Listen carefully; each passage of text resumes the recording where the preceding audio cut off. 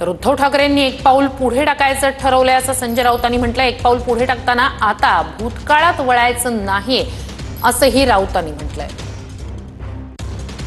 कोणी काही बोलू द्या, कोणी किती खाजवत बसू द्या, मागून पुढून भूतकाळात वळायचं नाही हा फॉर्म्युला आहे। भूतकाळात डोकावायचा नाही। जेव्हा आम्ही ठरवलंय माननीय उद्धव साहेबांनी की एक पाऊल पुढे टाकायचं आहे, एक पाऊल पुढे टाकत असताना मागे काय झालंय हे दुर्लक्ष करून पुढे जायचं। मागे आम्ही काय बोललो, ते काय बोलले, त्यांनी काय टीका केली, त्यांनी काय भूमिका मांडली हे विसरायला पाहिजे पुढे जाताना। तर शिवसेना पक्षप्रमुख उद्धव ठाकरे यांनी त्यांचं मत व्यक्त केल्यावरती त्याच्यामध्ये आता इतरांनी बोटं घालण्याची गरज नाही।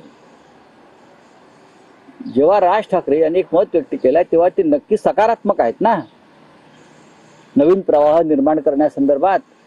जेव्हा आमच्या प्रमुख नेत्यांनी म्हणजे माननीय पक्षप्रमुखांनी ही भूमिका मांडली की होय मी सगळे मतभेद भांडणं बाजूला ठेवून महाराष्ट्रासाठी एकत्र यायला तयार आहोत, संदेश स्पष्ट आहे।